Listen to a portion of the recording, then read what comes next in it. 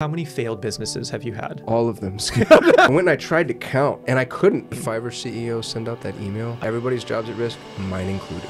That work will no longer exist.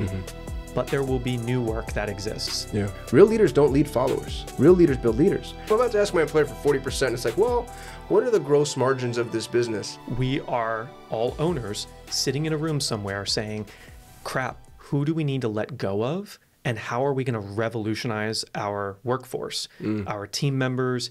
There are certain departments that are completely overhauled by AI and certain departments that aren't yet. So as an example, like finance, you might have 20 team members in a finance team that now can be shrunk down to two. Because of how automated that system has become. But the two, if you're only going to have two, need to be very familiar with those systems and those automations and the new software. So it's not two from your existing team, most likely.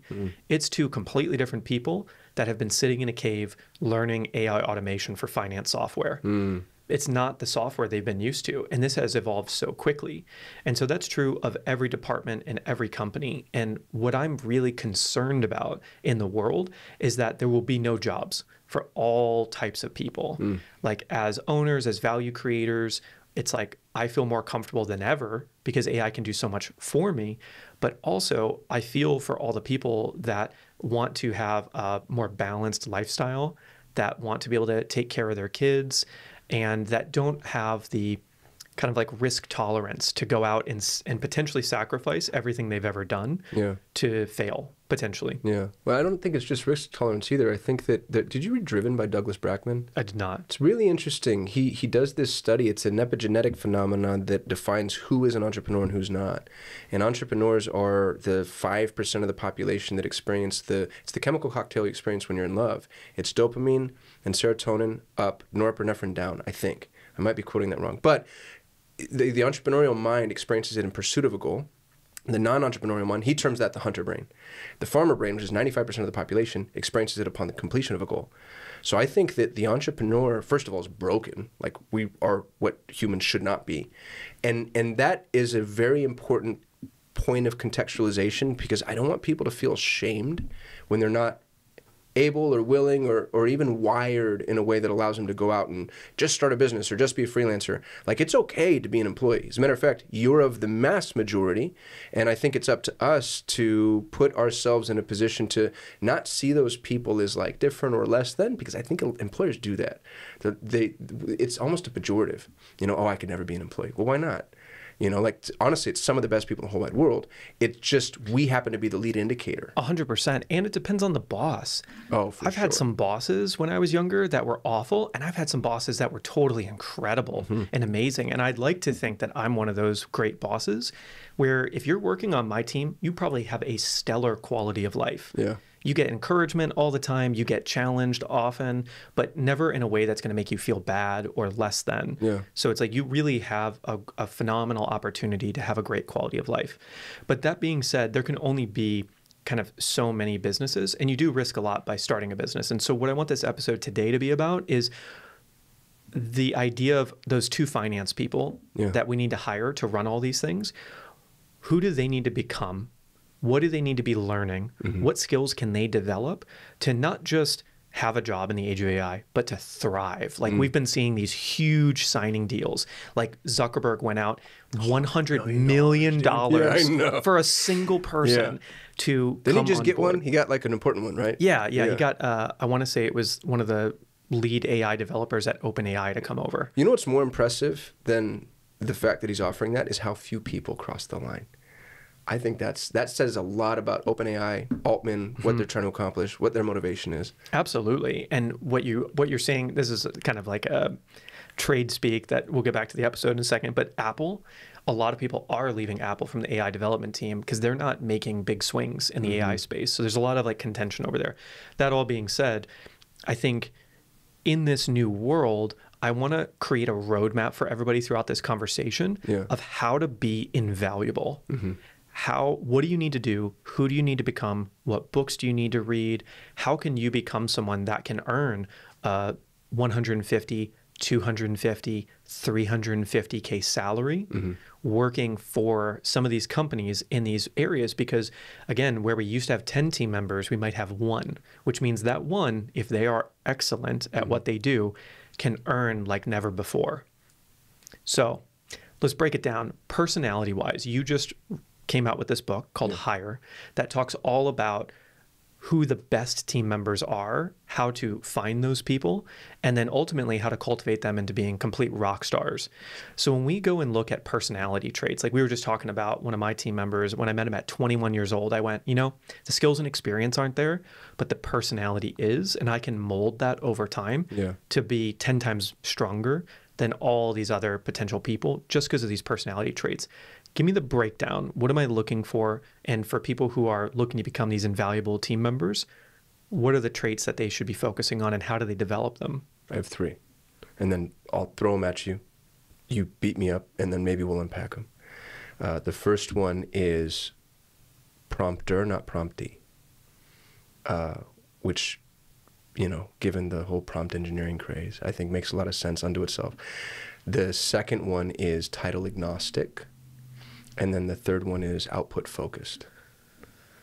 I love it. Okay. Break down prompter versus promptee for me. So right now, first of all, I hate the concept of prompt engineering. It actually, if anybody talks about prompt engineering, it means they don't understand AI. Because to engineer the prompt would insinuate, that's the mindset of people that were taught to Google search. It's like, how well do you search? How well do you prompt? The smarter AI gets, AI is an intuitive engine meant to look for intrinsic qualifications of intent. So the better AI gets, the more assumptions it's going to make and the more accurate those assumptions. You don't need to prompt engineer. What you need to do is focus on the end result. So I think that prompting has more to do with catalytic behavior. So an entrepreneur says, oh, we need to create this, we need to build this, we need to write this, we need to start this. And then right now goes to an employee and says, you, sir or madam, you are responsible for doing this. Please go and, be off with you, accomplish this goal. The problem with that is, I just got into a Waymo today. It was my very first time ever. It was amazing. And I didn't realize how much friction exists when I get into an Uber. Other people create an aura that you have to sit with and reconcile against, even if they're kind and calm and they smell nice and they don't want to speak. Being in this car by myself, all of a sudden I got to go, oh, and I'm sending voice messages that I wouldn't have been sending, and I just didn't have to deal with a person. If your employer can get this task accomplished and not have to deal with you, even if they like you, that there's less friction to that. Think about when you're at a restaurant and you ask the waiter for a fork because yours is dirty. Every employer feels that tinge of guilt with every task they assign, even if they don't realize they feel it. I've never felt guilty about prompting Claude or ChatGPT. So if you are the prompted, you are on the chopping block. If you are the one receiving these prompts, being asked to do things, on a long enough timeline, it's guaranteed forced obsolescence. Because no matter what, the machine's going to do it better than you on a long enough timeline. That's, I think, a mathematical truism. Becoming an entrepreneur is like the most valuable thing you could do right now, of saying, what are the overarching objectives of this business? And then how can I spar with AI before I ever talk to my boss to come up with a game plan and a strategy that they didn't already think about so that they can focus on doing whatever it is they're brilliant at. And I can be building the strategy, the roadmap of whatever my thing is. And to your point, because I'm hinting at number 3 already, which is like, there's no title. Right. And a piece of that is you no longer are a finance team member. You are a team member. Yep. And you might bridge many things. Yep. So you nailed it. If you're being prompted, it's over. If you start prompting, you are so invaluable to this organization, I can't even begin to quantify or articulate. If I have these employees. I call them Pareto talent. It's what we named our company. Proto talent. Yeah. So Pareto was an Italian mathematician who came up with the 80-20 rule, is what people call it. And it's technically not the 80-20 rule. It says that the square root of the total number of participants is responsible for 50% of the output. And the way that manifests in real life is true in every organic ecosystem. Like in two ways that are interesting. 20% of the criminals commit 80% of the crimes. 20% of the women have 80% of the babies. 20% of your customers are responsible for 80% of your revenue. And if you look at it even deeper, if I'm quoting this correctly, it's 5% produce 90%. Dude, well, and it's fractal, which is insane. So the original ratio you know, everybody more or less accepts. They're like, yeah, I've seen that. You know, 20% of your employees do 80% of your work. And everybody goes, yeah, I've seen that. We've all been in an organization where that's roughly true. But what people don't understand, and employers don't understand, is, and I didn't know what fractal meant. Somebody explained it to me on a podcast. If you have 1,000 employees in an organization, 200 of those employees do 80% of the total work. And you're like, okay, that's reasonable. But zoom in on those 200. Of those 200, 40 do 80% of the work that the 200 performs. Zoom in on the 40. 8 do 80% of that work. Zoom in on the 8. What that ultimately manifests to is one person in a 1,000-person organization does 25% of the global work. And that's been true. I built the #1 ranked Google Ads agency in the world. I had 80 employees when we sold. One person managed 40% of my revenue. And what most organizations and you know, the Goldman Sachs, Ivy League types see existential crisis on a spreadsheet, and they try to mitigate the risk, which means flatten the hierarchy. When you flatten a hierarchy, you cut off the top of the hierarchy, which is the best output. Those are your prompters. Mm-hmm. So those are the people that are going to be invaluable. Yes. So it's like that guy that was doing 40% of the revenue. John Moran, best Google Ads mind in the world. Is going to now be, instead of a team of 80, it's a team of 8. Mm-hmm. And he's one of the 8. He's leading the 8. And the other 8 are no slouches. They're the special forces Spartans too. And so, but in order to do that, and here's what's really interesting. It actually has so much less to do with technical proficiency, understanding knowledge. It has to do with being proactive. So let's break that down. What does being proactive look like? Because here's my belief, and maybe we can debate this.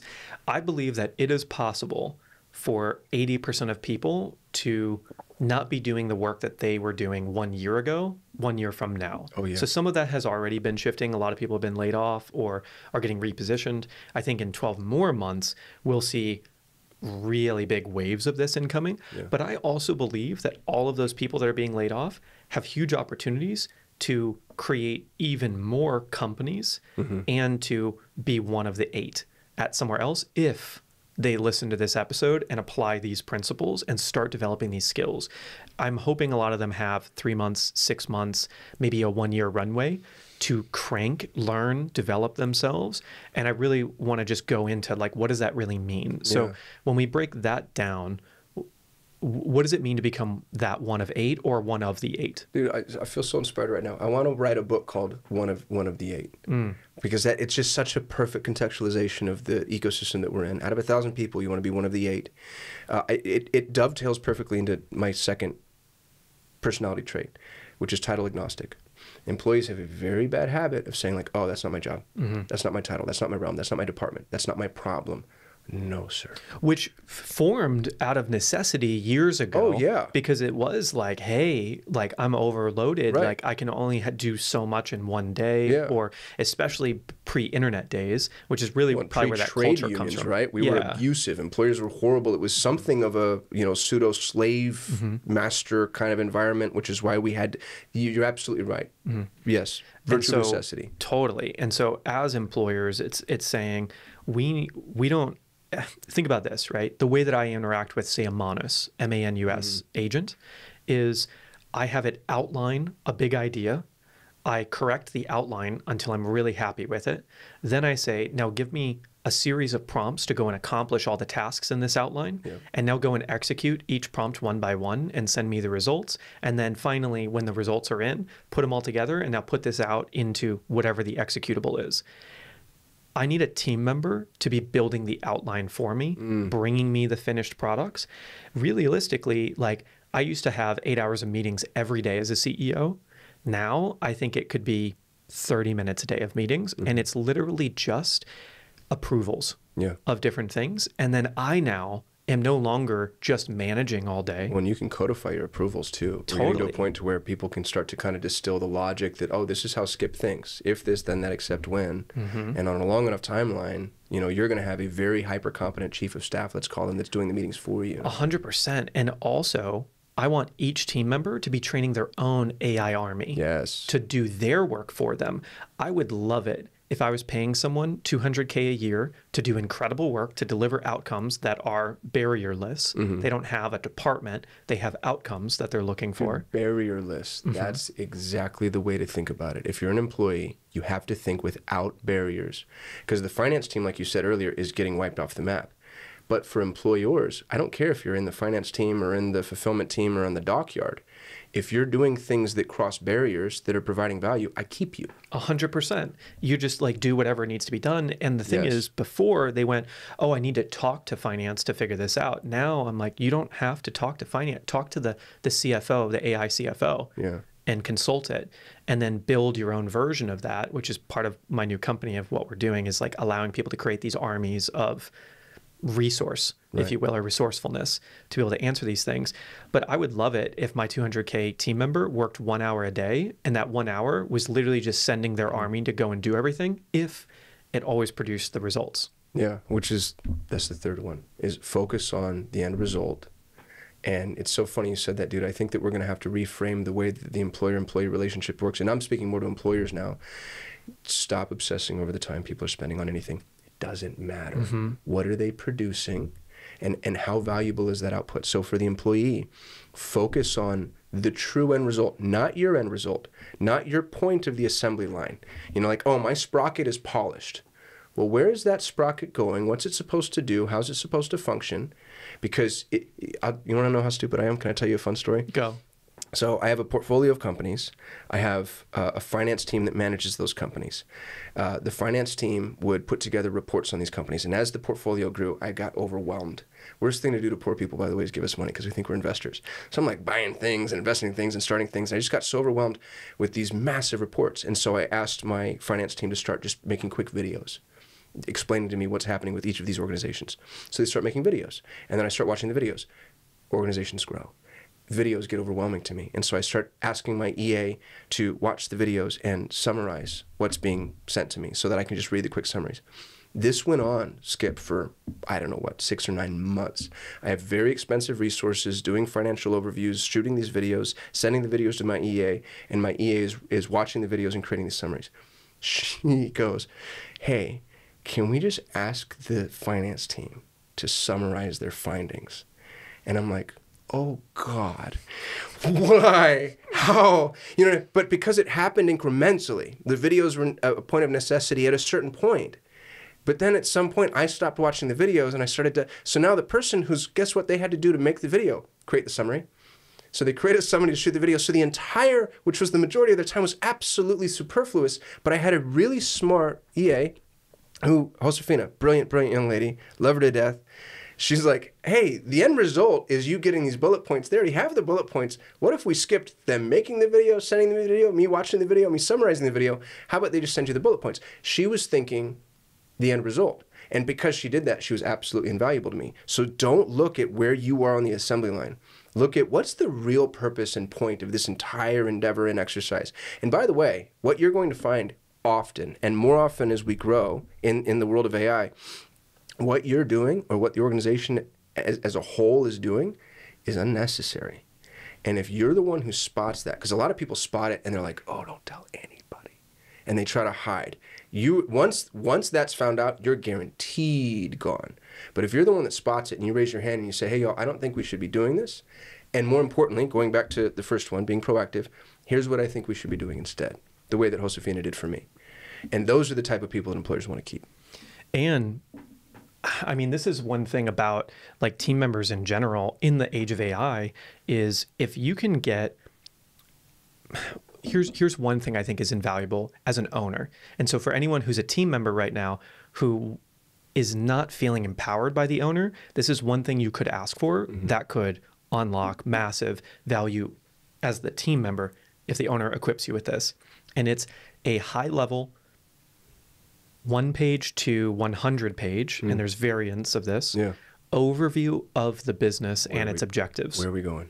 And if they give you that, ideally a 100-page version, because you don't need to read it all, you can feed that into your AI and say, here's what I want to help them accomplish.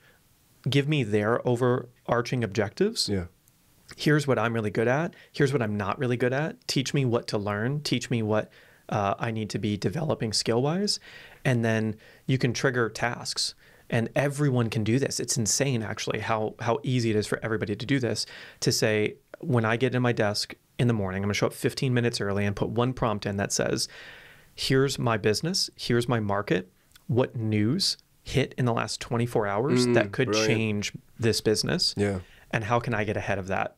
Dude, that's so genius. And if people you did bring that to the entrepreneurs owner, aren't doing that. You know what I mean? I mean, Like of if course. an employee did that, good God. Yes. And here's the thing is it's like, as a founder, ultimately your goal long term is how can I do the most effective thing each day? And every team member just needs to ask themselves that question. Yeah. Well, what we're not saying too is, 80% of the workforce or employees are going to find themselves in a very dangerous and tenuous position. 80% of founders are too. Absolutely. And dude, the egoic founders that are not meritocratic they're not going to exist. So if you're an employee and you're working under somebody that you feel is, for whatever reason, not allowing for this kind of new meritocratic accomplishment of end results and goals, which would mean, like you said, they're not defining the end result and goal because they don't know what it is or they don't want you to know. They're afraid of being usurped. They want to be the smartest person in the room. They're not willing to give up control. Run, jump, and hide. Go find somebody who is, even if they're smaller and less experienced. The same way we want less experienced employees in some instances because they don't have bad habits, you might want less experienced founders. Go find a young man or woman who's just really motivated, has the resources to accomplish what it is that they want to accomplish, and don't be scared off if they don't necessarily know what they're doing, because that's where you fit. So yeah, I think founders are going to find themselves on the chopping block just as often as employees are. Let me break down one other funny thing for team members to hear.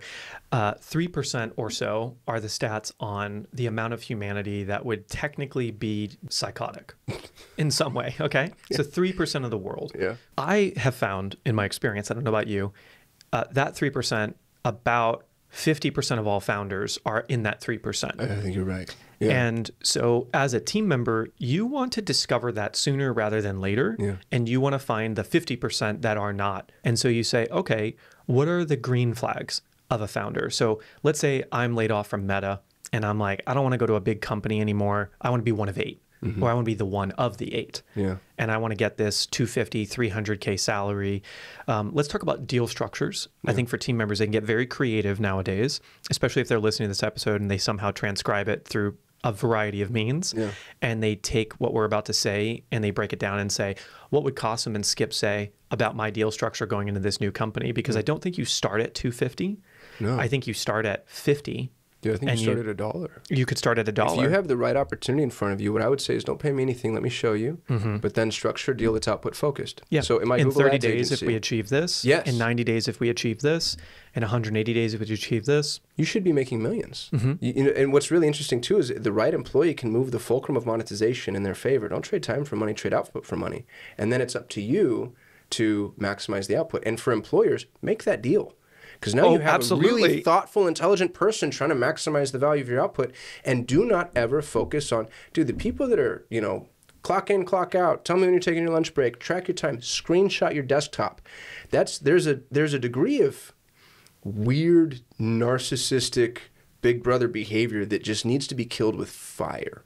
And that's a separate episode maybe we need to make for owners and founders do that for of sure. Like, what is that? What do they need to do to evolve into? That's actually a really fantastic episode of, what do those people need to do to collect the one of 8 team?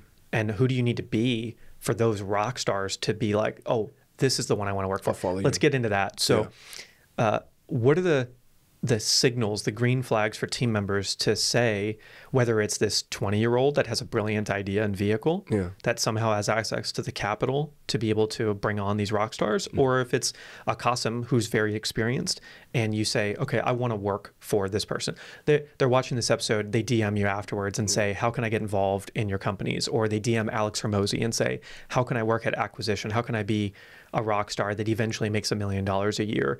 How do they know who to work for versus who not to work for? Because they all appear very similar on the surface. Yeah. So just the premise of the question kind of lends itself to an answer. If somebody messages me and says, hey, how can I help you?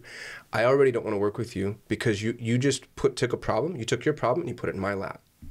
Now, if somebody messaged me and said, hey, man, I've done an analysis on your businesses and I've noticed that you're just about to launch AEO.co and there's no way to track where citations are happening inside of LLMs, I think I have an answer. Now, all of a sudden, I'm like, who are you and how can we cuddle? You know what I mean? Like I say, I'm so sorry, Skip. Like I love it. Yeah, weird, hyperbolic. But that's also kind of how I feel. I'm just like, you're amazing and I cannot wait to talk to you. So it's control the prompt. What's the prompt? Look into the situation and decide how you can be proactive and where you can participate. So I think for the employee trying to reach out to the employer, that's the way to do it. The red flag for the employer, if you want to figure out who's the psychopath, challenge their sacred cows. Ooh. Go get in front of somebody and be like, hey, I disagree with this.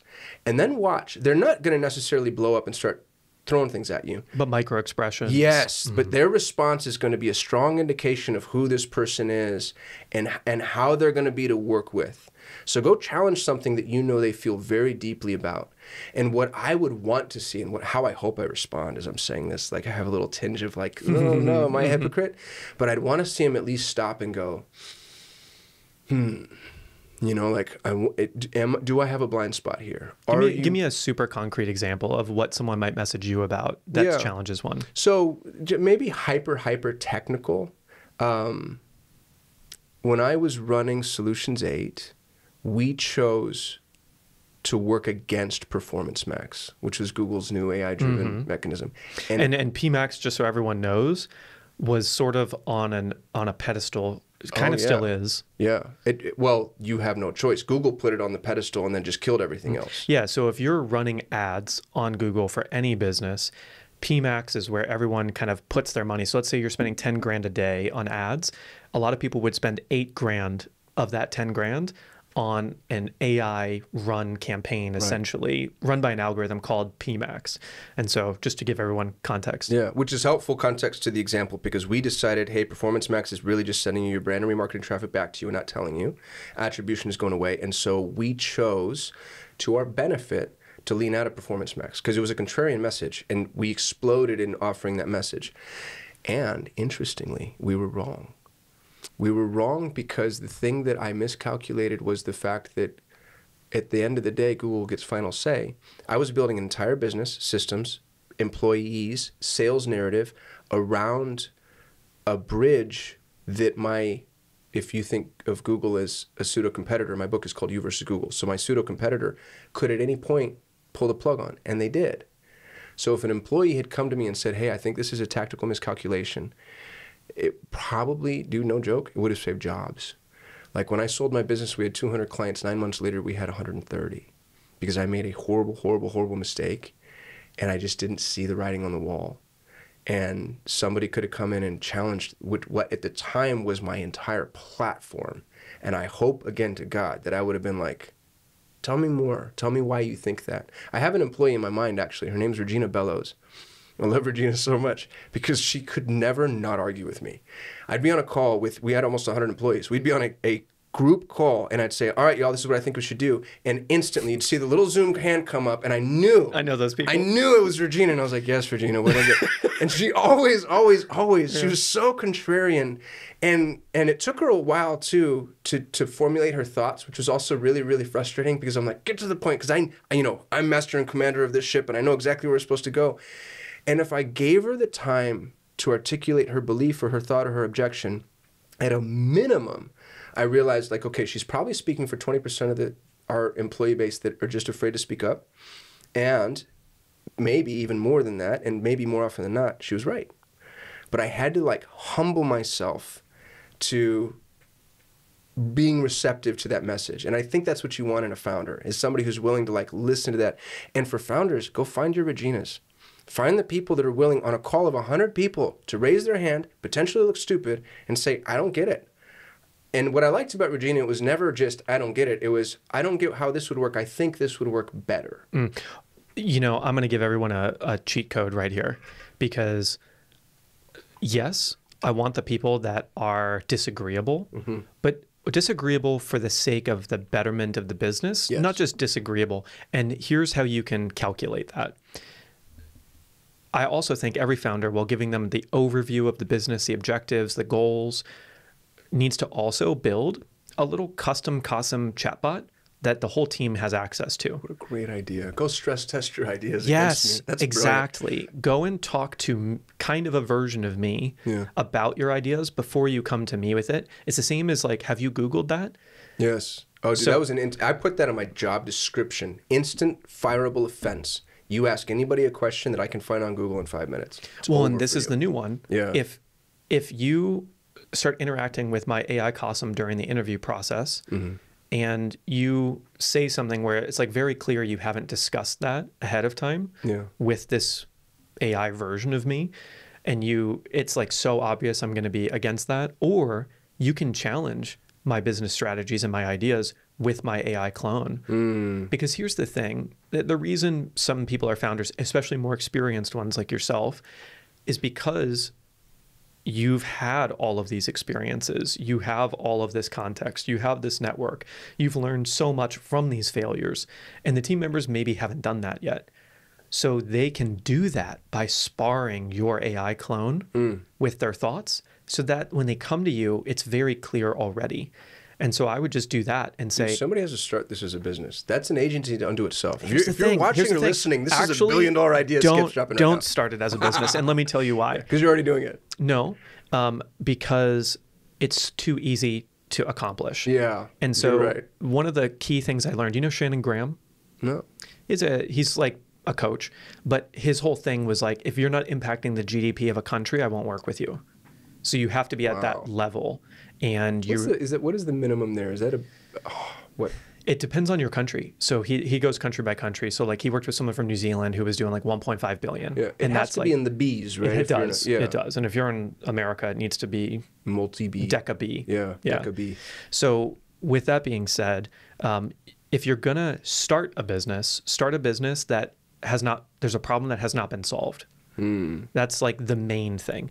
If you're going to do something, I say there's like safe businesses where you can do, let's call it 200K in income as an owner, up to maybe $1 million. Yeah. And then there's innovation businesses where you can go way in the red or become a 100 billionaire, trillionaire even. Dude, I think I respectfully disagree. Let's do it. Well, so I want to say this. Let me give a little bit more context please. to that. So the safe businesses are, you own a single laundromat. You own, I wouldn't buy gas stations right now. Don't do that. We'll talk about that some other time. But you do things that are going to be around. Toilet paper company, household goods. You can do something that is common a little bit better. You can have a little bit better brand. You'd be a little more likable. You can have what we call like 10X factors to a normal business. But if you want to become ultra successful, you either have to accumulate a lot of those businesses and go at a much better than everyone else, which is where I start to bridge. That's like innovation. If you're doing it much better than everybody else, you're now into an innovation business. But you could go and buy 5 self-storage facilities, make them really nice, think about who your consumers are in that area, do them a bit better. But what I would also say is single founders, very challenging to succeed in anything if you haven't been successful before. Co-founders, much higher chance of success. 3 founders, even higher chance of success. We could get into like the cap table and what all that looks like, and there's some nuance there. But kind of my point to all of that is it's going to be easier to have a stable income if you're one of the 8 than it is to be the founder itself, depending on the business that you're in. Because these normal-ish businesses like laundromats, self-storage facilities, you can solo found that all day now because of AI. You just have like a couple team members running them. But let's debate this. Well, I'm going to pander first a little, and it's not pandering. This is actually a deep-rooted philosophical belief. I have generated a $10,000,000 net worth, 12 million. And somebody listens to that and they're like, wow, Kasim, take your piece off the table. Well, that tells you what my advice is worth and what my opinions are worth. Hormozy has 100 million. So his advice is worth 10 times mine, and Ray Dalio's advice is worth 140 times his. There's very few founders that I meet where I'm like, wow, they are just truly gifted. Yeah. It's usually like, damn, the right time and the right place, because it's like, how many failed businesses have you had? All of them. I've tried, dude. I actually I swear to God, this is true. I went and I tried to count, and I couldn't. Like, I've sold purified mercury. Many. I've been in retail. I've been in furniture. I've been in medical and legal transcription. Swear to God. Which is the sad irony is I have mercury poisoning. Now, I never touched the mercury. I sourced it from a location that I'd never been, and they drop shipped it for me. So those two things are, I think it's just God saying you deserve this. But yeah, no, I've probably had in excess of 100 failed startups, businesses, attempts, swings. Yeah. And that's the thing, right? And then sometimes you just catch the right trend, like you were talking about with your Google agency, where it's just... Dude, we had 60 unsolicited offers. Do you know what happened? What? 60. And it would have been more had I not sold. COVID, the COVID bomb hit. And Meta was falling apart. Yes, everyone fled to Google. Everybody needed a Google agency. And what was even more interesting is the private equity, they didn't want agency. They wanted SaaS. But SaaS, COVID, I don't know if you remember this, all IPOs stopped. And SaaS is software as a service, by the way. Meta and Google are the two primary advertising platforms that companies use to bring in cold or traffic that's not aware of their brand business service. Yeah, or so Google and Meta claim. Yeah, so they claim. Those are the two big ones that most people in our circles talk about. Yeah. So SaaS freezes, software companies stop selling, and then so private equity goes down to e-com because e-com looks kind of like SaaS from a valuation perspective, right? Recurring revenue and predictable, but then e-com freezes. So, and PEGs have to deploy. When a private equity group raises money, they have to spend money.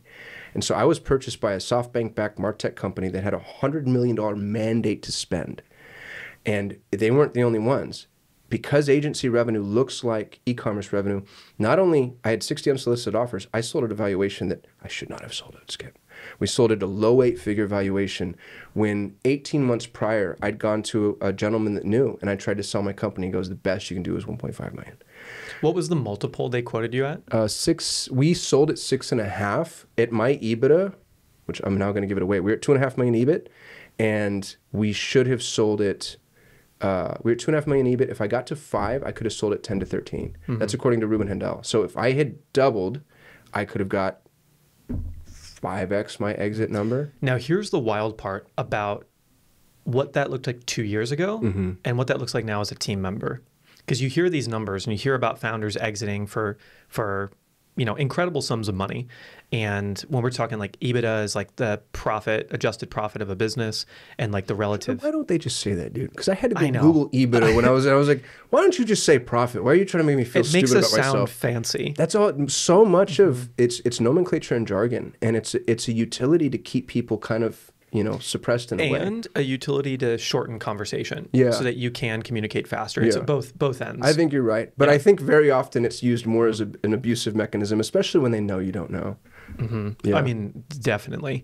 So as a team member, the one of 8, you can absolutely cut a deal structure that allows you to be included in these types of exits, acquisitions. Should. Absolutely. Yeah. So let's go back to 2 things. Yeah. The green flags. So we said challenge the potential employer and say, hey, I've looked at your business.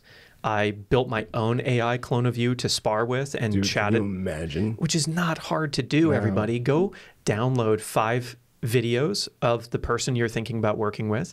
Look at the transcripts. Then go to Perplexity and have it search up this person. And like the first thing I do when we're considering hiring an agency or working with any other founders is I go search up and dig up dead bodies and say, what do I not know about? Love that. I'm telling you, 4 out of 5 times I find stuff that we're like, yep, not working with them. Yeah. And then 1 out of 5, I'm like, this stellar track record on this individual. Like they've had losses, but they've always come through type of thing. And so you can build your own AI clone through transcripts of anyone nowadays. If they're public at all, you can find stuff on them, especially if they have books. And so you build your own AI clone, you spar them and say, what would be the most valuable thing I can add to this person's business based on what they're doing right now, and try to find the most recent information that you can. And then once you devise with their AI clone the best role for you with that company and what you can do, have it build you a roadmap of skills that you want to develop, softwares you want to bring to the table, if any at all. Softwares meaning, like right now, I am custom building a new sales CRM for our company because I'm like, we could go to HubSpot, but I got to hire 2 engineers to manage that. Salesforce, I got to get like 5 people to manage that. Well, and the HubSpot people especially keep jacking up the price. And if I can just build this out in Lovable, we're going to see an infrastructure collapse because the things that we can vibe code, it's amazing. Well, and anyone could pitch me right now and say, hey, I've learned how to vibe code sales CRMs custom to you, and I can work on a day-to-day basis. And if it works, I'd love to move towards this role. And I'd love to move towards this profit share on this part of the business or the whole business if I'm really good. They can cut a deal structure like that. If they can come in and prove it and they work for $1 for the first month, that's a really interesting thing. And again, they have to pitch that themselves, and there's all sorts of legal requirements depending on where you live in the world. So as a founder, please do your due diligence on that. Yeah. That all being said, green flags. So you challenge them and they actually take a deep breath and maybe listen if you present yourself in a good way. If there's a 50-50 chance you present yourself in a way, or on a day where that founder's just having a rough day. That might be it, by the way. Some people just catch you on the wrong day, you know, and so give people the opportunity. Start with a compliment. Right. Yeah. Yeah. Because founders are usually getting beat up. Well, and there's a smart way to approach that too. You can take a look at somebody's lifestyle. You know, if somebody's a parent, for instance, evenings are not the right approach, time or place. You can figure out where I'm speaking and why. You can figure out where I'm going and why. And those are really unique opportunities and you don't have to lie about it. You can say, hey, I've been stalking you. Like, I've told people that before. I was like, hey man, I've been stalking you. I hope this is the right time. And I have a massive give. And my rule is give first, give last, give more. And if you can do that, now it's like the law of reciprocity says, all right, let me at least hear you out. It's actually so similar to dating. Yeah, dude, I think it's kind of the exact thing. Yeah. Right? I mean, different desired end result, but I'm trying to build a relationship with this person based off of mutual respect and rapport that I hope ends up being a symbiotic situation. Yeah. And sidebar, I honestly think that elevating my communication competency in my relationship has actually been one of the most additive things to business. Dude, I have to introduce you to somebody. We have to talk about this, Skip. I love that you just said that a lot. It's learning, gosh, we're going to get touchy-feely. It's learning to love. I think a really important green flag, and people hate that word, by the way. It's so repellent. They're like, what did he just say? Khalil Gibran has a quote. He says, work is love made visible. I think you have to love people. You have to see the miracle that they are. I think every person is a miracle, is a religious truth, even if you're not religious.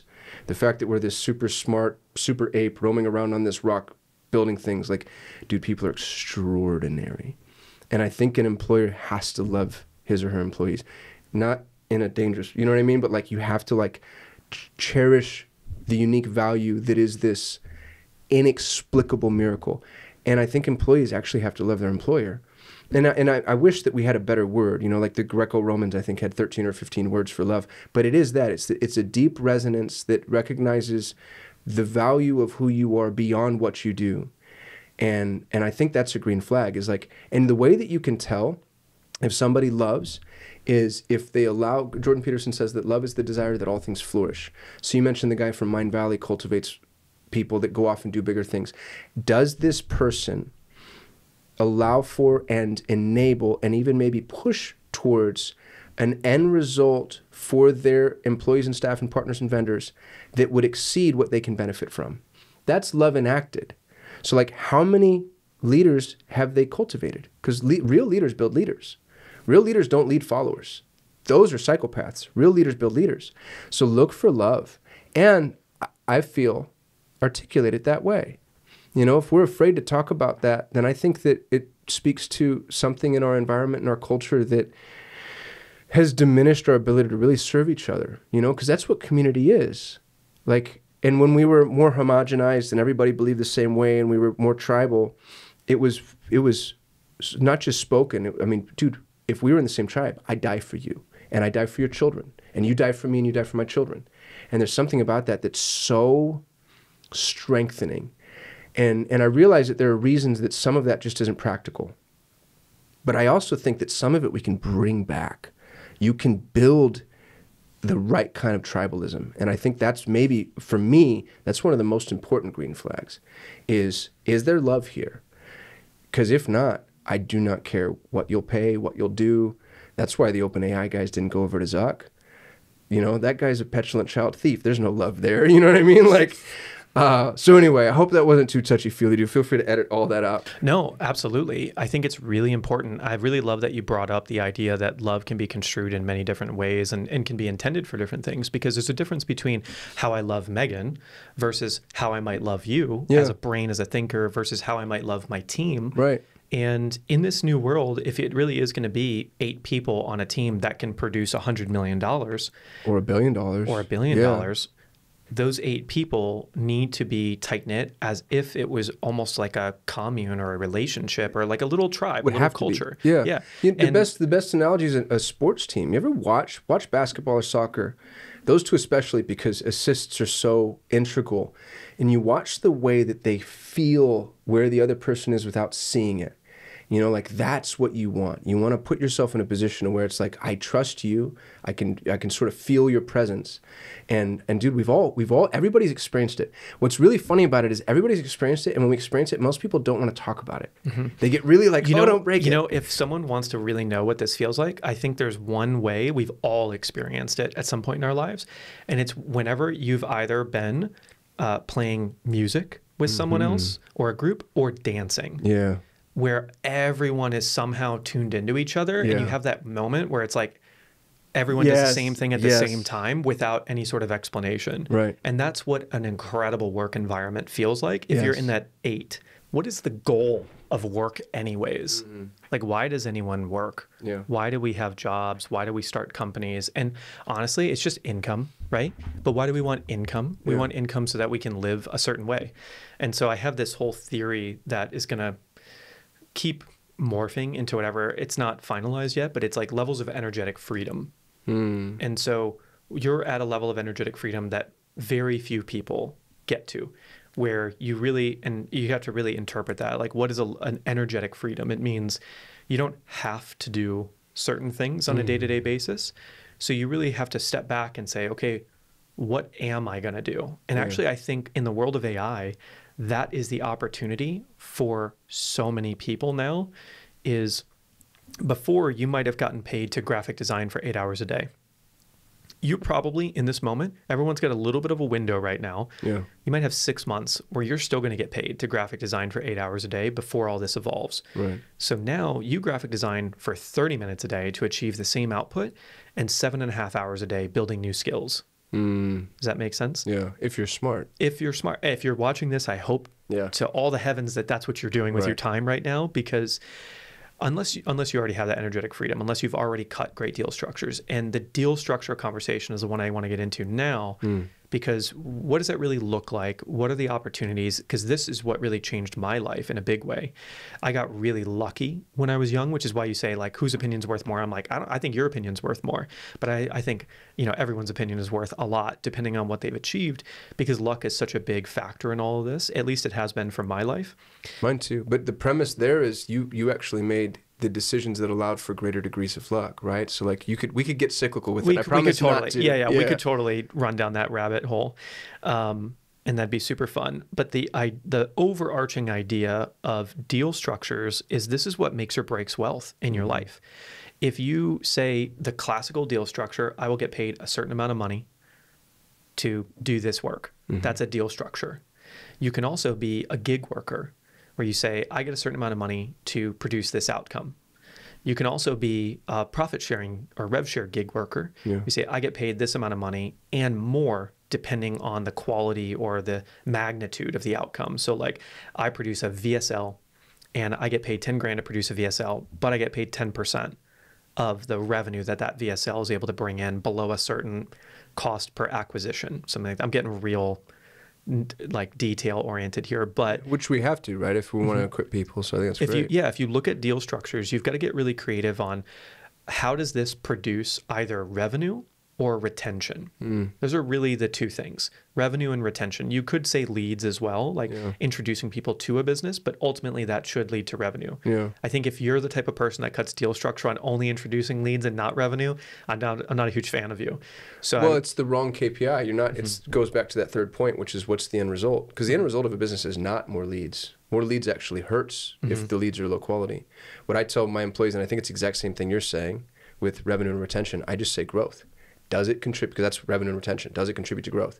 And if it does, great. And if it doesn't, and it's sterile. Businesses have to grow or they die. Like that's actually really simple in that way. Like if a business isn't growing, stagnation is death and death is death. And this is the thing. If you're a team member or a founder, ultimately, as a founder, I want my team to live incredible lives. And I can only do that with more profit. Right. And when I get more profit, I get a bigger war chest. I get a better ability to potentially exit in the future, which I would love to share with everyone who played a big factor, who played a big role in that. And so for those one of 8 or the one of the 8, which I love the differentiation there, how did they carve a deal structure? And maybe we can go a little bit department by department-ish and kind of highlight things, because I think a lot of people aren't aware maybe of the enterprise level of value that people bring, because so many people are working in like middle manager or even lower. I think a lot of VPs, executives that level are more aware of deal structures. So I don't necessarily want to educate them, but we'll educate everybody else, and maybe there'll be some help there. So when we look at finance as a department, let's say you're a CPA right now, or you're someone that's working in that department broadly. At the highest levels of finance, they're doing two things: reducing costs, investing excess capital for gains. So really big companies are taking all of those profits that are not being put anywhere else in the company, and they're investing them in bonds. They're investing them in real estate, like REITs or different investment vehicles, so that the money that the company has is actually growing. And this is the whole banking industry. And it's, by the way, the most profitable industry in the world by double. So the banking industry? The banking industry, that doesn't surprise me. Because all they're doing is like using other people's money to make money. So it's like insane. Because they're not really generating revenue per se. They're really only generating profit. I have some philosophical aversions to those types. It's a whole thing. But when you look at business vehicle, which is the thing I really like to geek out about, that's probably the best business vehicle that exists in the world today for maximum revenue and profit. But only in a fiat environment, right? Like if we actually had commodity-backed currency, those people wouldn't exist. Absolutely, yeah. That's a whole it's a whole other The Creature from Jekyll Island deep dive. So for finance, someone that can come in and say, hey, if we're making 2.5 million EBIT and we take 1 million a year and we invest it in these vehicles as the company, here's what the tax liabilities will be. Here's how much more the company will actually make and how much more secure the company might be long term. And here's how we can actually share some of the investment gains with all the top team members to motivate them even more to get even higher profit levels. Does that make sense? Yeah. So incredible way to cut a deal structure as someone who is mastering finance in a company. And that's the thing you geek out about. Does that make sense? Yeah. Any other suggestions on that, or do you want to move? Well, I think what you just put forth was a framework. And what I like about the framework that you're positing is it helps I don't even want to use the word employer, let's say the decision maker or the brain trust, see the value and benefit of what you bring to the table. And I think I'm going to repeat the framework, Skip, and then you tell me how I did. It's, here's what you're doing now. Here's basically what you would be doing without any intervention. There is a potential for more.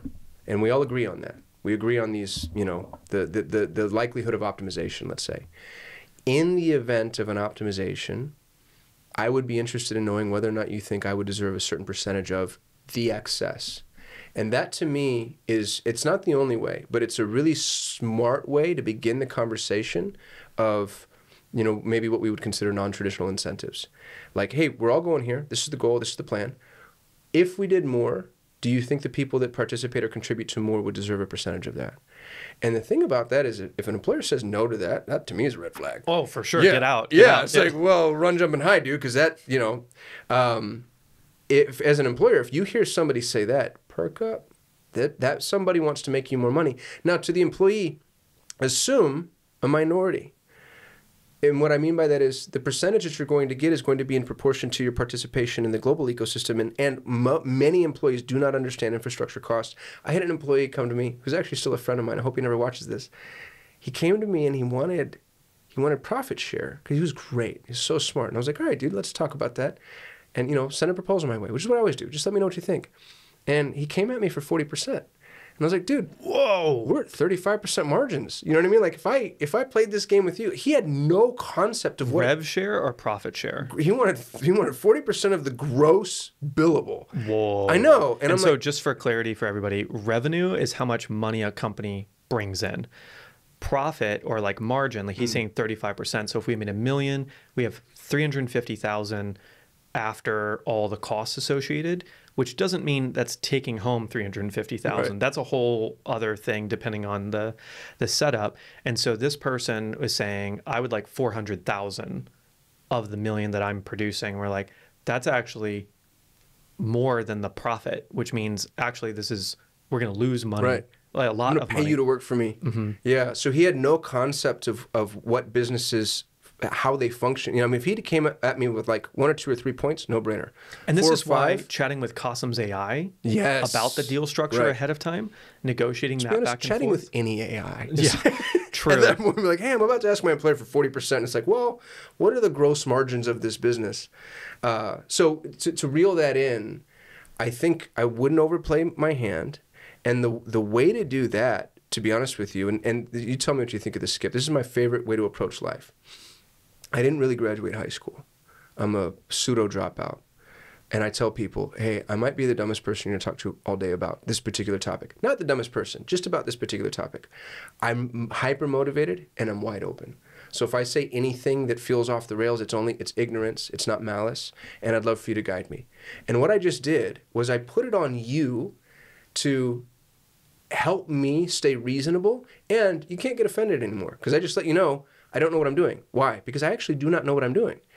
I think that positions you with a sword and a shield that most people aren't willing to humble themselves enough to do. But if you do, you're actually equipped to have this negotiation, and you force the other person to explain in simple terms anything that might be unreasonable. What I really like about that is there are a lot of asks that are not unreasonable. And if they can't explain in simple terms why your ask is not unreasonable, that to me is a red flag. And I absolutely love that. If someone came to me and said, I know I'm doing great work in my area, not a department anymore, because it's barrierless. I know I'm doing great outcomes. I want to do even more. Right. And instead of just asking for a raise on a yearly basis, I'd love to come up with a more creative deal structure where I can really win long term, because I don't want to leave this company, because I love working with you. I love what you just said right there. I love the implied, very kind, but it's not even a threat. It's a reminder that I know you're thinking about it as a founder. Right. Yeah, we're both kind of on the same teeter-totter, and we need to make sure that balances. You also hit a critical prerequisite. I know I'm already doing great work. And I see this a lot with young men, especially young men in the States. Dude, I have a hard time. They get off a Hormozy video. Bro, they go. I had this kid that worked for me. His name was Oren. And within 2 weeks of being employed, he came to me and said, hey, some friends are going to Paris and I'm going too. And I'm like, are you? And then later he came and he's like, I'm going to need more money. And I'm like, are you? It was just I was so lucky to have him as an employee. He was, you know what I mean? Like there was this sense of entitlement. And I'm going to slander our collective environment. I'm so grateful that I was born here. My father's a Pakistani immigrant. My mother's hardcore American from all the way back. So I've seen both sides of the fence. And in terms of what we've built as a country, it's truly extraordinary. That lip service aside, our labor pool is flawed. I hire internationally, and I can tell you that people in Latin America, East Asia, all of Asia, Eastern Europe, North Africa, they have something akin to gratitude that I don't see from U.S. or even Western employees. And there's this sense of entitlement that, dude, I cannot get away from faster. Like I kill that whole. It's a pernicious evil that I kill with fire. And this is maybe the underlying personality trait that will get you farther in a team than anything else, which is it's a harmony. Yeah. It's not just one, it's not the pendulum swinging all the way towards gratitude, because I've had that. That's not great either. It's like passive aggression even at times. And yeah. You don't want sycophants. Exactly. Yeah. You don't want worshipers. Yeah. You want someone who goes, I love what we're building. Yes. I love how we're doing it. And I'm happy to be here. Yeah, I'm happy to be here. I want to make my life even better every week, every month, every year. I want your life to be even better every week, every month, every year. I want our team's lives to be better. Can you help me craft a roadmap to getting to where I'd like to be, helping me be really realistic? And if the founder doesn't just melt and is like, wow, like, definitely let's do that. Let's help you do that. Even if I'm not the one who sits down with you, I might say, go talk to the AI and craft it because it's just a time thing. I might say, hey, why don't you go build the roadmap and then let's review it, so it's not as much time intensive on my end to help you do it. Or it might be, let's do a quick Fathom 30-minute deep dive together, and then you go and take that transcript and kind of build it out. But anyways, this might be the core personality trait of the companies of the future, is like constantly saying, there aren't any people that I can hire right now that have the skills that I want, which means everyone is gaining those skills right now. And so what is your roadmap to developing those skills? And I need to do that with every single person. There are not people. Like I am gaining the skills on a day-to-day basis right now. Yeah. You know, I am learning how to build my own sales CRM Did you with see the the team. Fiverr CEO send out that email? I did. Yeah. And he said first, he's like, everybody's job's at risk, mine included. You have to level up. Absolutely. Everybody. It's a pre-internet to internet. Yeah. You had a job that didn't rely on the internet. Then you had a job that relied completely on the internet. Now you have a job that relies completely on AI. Right. And it's just a similar evolution. And so, yes, 80% of people in their current work or a work that they did 12 months ago, that work will no longer exist. But there will be new work that exists. Yeah. I don't know exactly what that looks like yet, but I'm starting to see some of those roles evolve. I'll tell you one industry that is not shifting much, or one department, which is video editing. Nothing is doing that well yet, AI. There's things that are kind of speeding it up, but it's one of the only things I haven't seen revolutionized. And we were having a lot of discussions about this because I wish it was. If anyone does solve that, by the way, you're going to be a billionaire, trillionaire potentially.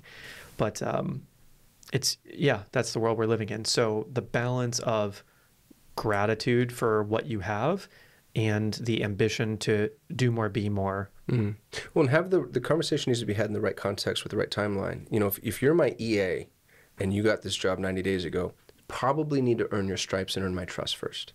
There's the human to human factor can't be ignored. So you have to have time in, you have to have reps in, you have to have trust built. And then it's, hey, you know me, you know who I am and what I'm capable of, and I'd like to have a conversation about growth. I think coming out swinging too early generally speaks to the sense of entitlement that really scares employers. And it's really about the way you present it too. Yes. Yeah. Yes. It's not just like someone could be there for 1 week and be a badass and come to me in the right way. Yeah. Well, and it depends too on where they're positioned and they're postured. If you're, brand new and you've never done anything before and you're just that young, hungry kid, first of all, I love you. And take out the trash, dude. Let me see that you can do it. You wake up early, you stay up late, you get the things done.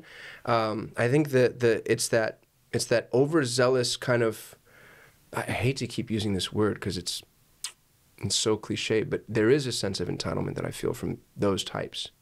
And that's the thing here's what worries me about it. I know this won't be the only time we ever have this discussion. If I give this mouse this cookie, so I need to feel safe with our relationship and our framework. Now, if you're a veteran or even not that, you come to the table with a set of skills in excess of what it is that I'm going to teach you, that's, I think, really what I'm trying to say.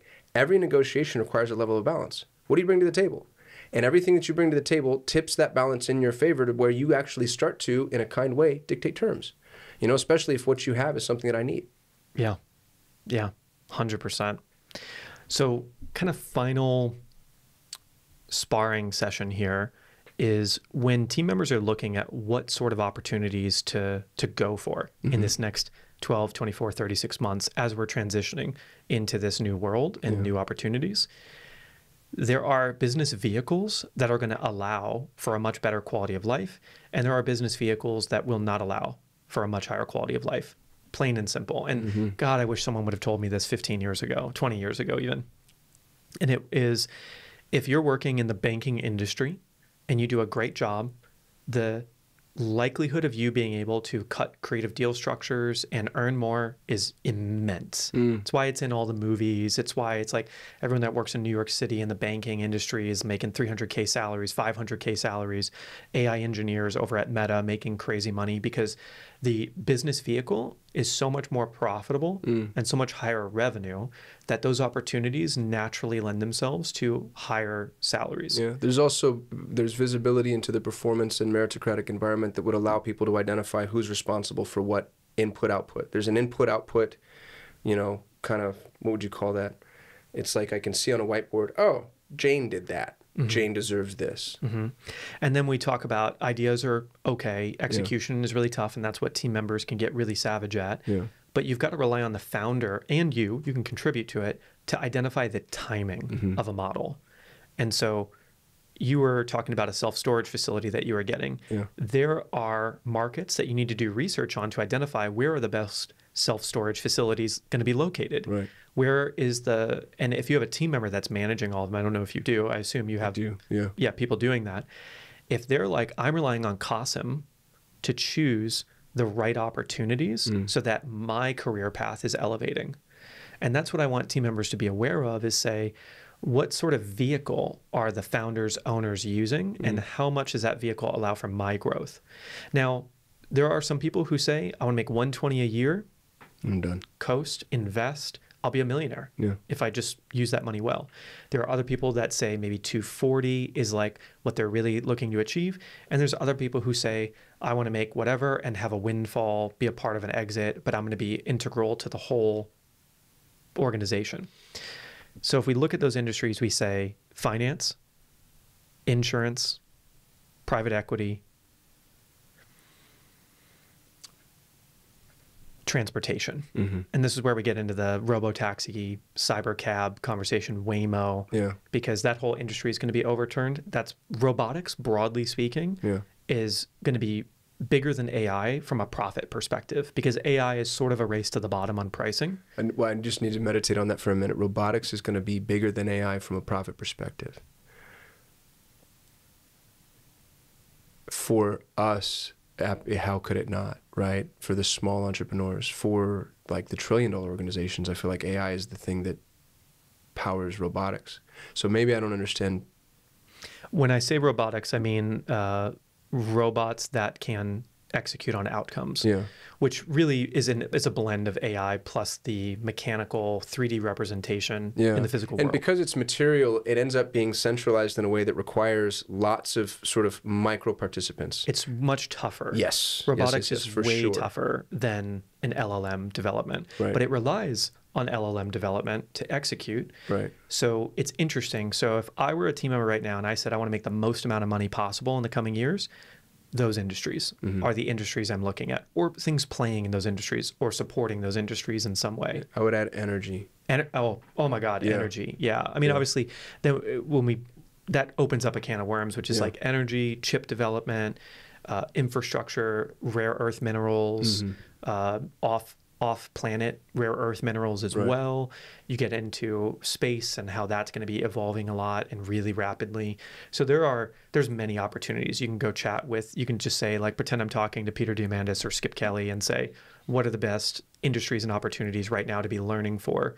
Because you'll take the finance skill set that I mentioned, apply it to anything but banking, and have huge opportunities.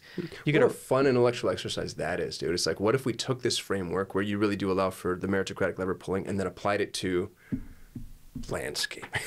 Absolutely. You know, like, how do you structure that in a way that helps? And that's what's fun about the conversation we're having. It really is a 1 + 1 = 3. It helps everyone. Helps the employee, helps the employer. You know, I mean, if it's structured properly, it's an environment where, hey, if I do more, do I get more? And does more mean more for both people? And so big picture summary so far is personality trait is the gratitude balanced with ambition. And that ambition is to support the company and support the founder as closely as you can, or whoever is the close enough person to that if you're in a larger organization.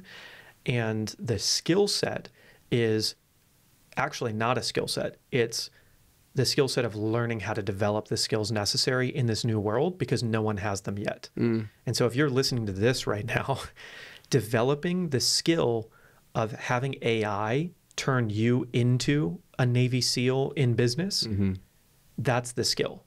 That's the skill that I'm using on a day-to-day basis. It's a meta skill, right? Because we're used to the skill being like, oh, I know how to use this drill. And the meta skill is, well, no, the skill isn't knowing how to use the drill. It's learning how to use the drill.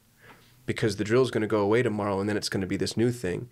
And if you have the skill that allows you to pivot the tool, not get romantic about how it is that you execute on things, I don't think there's a human archetype that could be more valuable.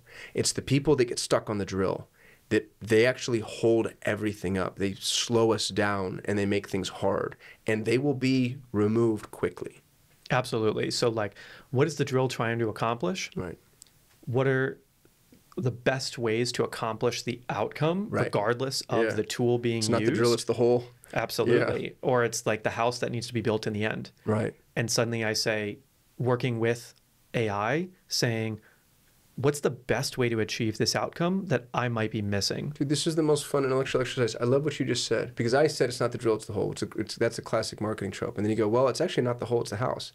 And then you could say, well, it's actually not the house, it's the protection from the elements, right? Like you can keep zooming. And it's not even the protection from the elements, it's the family that's happy in the home. And Yeah, it's not the it's family the happy in emotional home. security Yeah. felt in, yes, dude. So, and you know, I mean, you could sit there and be like, you're getting too philosophical. No. There's a post where it ends. Yes. And then you say, how do I achieve that? Yes.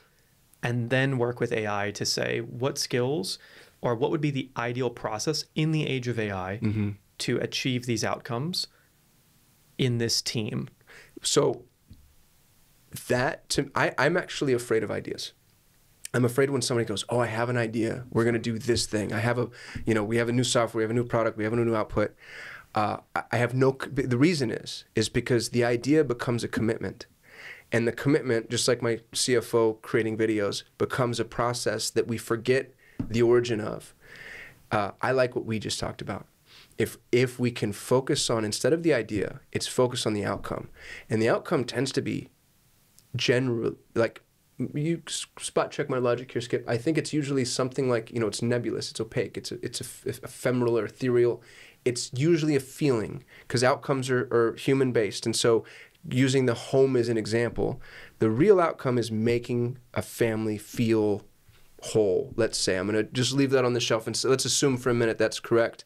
Well, now, if we're focused on the outcome and somebody has an idea for a better, more efficient home, and we're all marshaling towards building this better, more efficient home, and then one day an AI and or mechanistic whatever steps in and does what it is that we're trying to do better and more efficient than we can or do, the odds of survival for the organization focused on the outcome increases, I think, massively, and let's say exponentially, just to be hyperbolic, compared to the people who are focused on, oh, we're just going to do the better, more efficient home, because now they're like, all right, pack it up or try to outrun this AI. 1000% agree. The clearest analogy I think everyone is going to be familiar with in the world is, well, yeah. There's successes and failures. Yeah. And so the failure might be, Blockbuster or Redbox. But the success so far, which, we'll see how they do in the coming years, is Apple. Yeah, I was going to say Google. We build the world's most easy to use products that are beautiful. People love to use them, and they're intuitive. And over the years, that's changed from, just a chip to a computer, to a phone or iPod, to a phone, to a watch, to AirPods that have gone mega viral, and we'll see, what comes. Right. And it's saying we're interested in the outcome of what we create, but the tool, the vehicle, the expression of that changes depending on where the market is, technology is, the industry is, culture as well. Same thing in the movie industry. That's also a really clear example. If you just watch, and for better or worse, whether you love them or hate them, like Disney movies over the last 50 years, you know exactly what was happening in the global culture based on watching different Disney movies from different years. Yeah.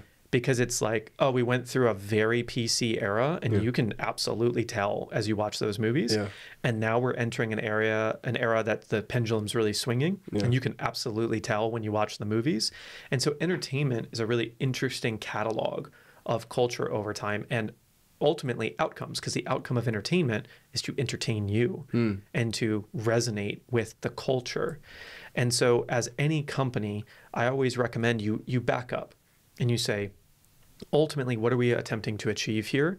And that's where you go from a $500,000 company to a $5 trillion opportunity is the outcome. Bezos was like, we're not a bookstore. Yeah. We are revolutionizing e-commerce for the world, and saying, if we get it to you faster, that's great. If we get it to you cheaper, that's great. Any form that takes, drones, trucks, boats, planes, kind of whatever is available. Digital delivery. Absolutely. Yeah. Ebooks, I think, were popularized by Kindle. Nobody was reading ebooks prior to. Nobody wanted to. But it's, as close to paper as I've ever seen. It was extraordinarily brilliant. This is so much fun, dude. So much fun. Yeah, thanks for coming. Yeah. Yeah. Kasim has a new book. I do. Want to talk about it? It's called Hire. Everybody can have it for free. I swear to God, there's no ascension. There's no upsell. There's no pot of gold at the end of the rainbow. The book is free. You can go to thehirebook.com. You get the book, you get the templates, you get the cheat sheet, the checklist. My goal in life is to help people in emerging nations find more meaningful work. I'm doing that now. It's the most fulfilling thing I've ever done. And I want my name to be synonymous with hiring. It's my life's work. It's a 20-year built framework for finding extraordinary talent. It takes 1,000 applicants to produce one EA. And I show people exactly how we do it, step by step, you know, layer by layer. So I'd love to gift it to people. If somebody uses the framework to hire and they tag me on social, I'll also give them a free 5-day training on how to turn their new hire into a battle-ready rock star. And it's funny, man, when people are zigging and saying, what can AI do? I'm zagging and saying, what can AI not do? And how do you empower a person to do that for you? Because I think that's where the opportunity is. Ooh, just a little mic drop at the finish there. Thank you so much for coming on. Everybody pick up the book. It's amazing. I've already dug through it with my own AI and had AI teach me all about his book so that I'm able to get it spoon-fed to me in the way that I like to be spoon-fed, which is a huge advantage in the world of AI. So enjoy, everyone. Appreciate you, brother. Dude, that was awesome.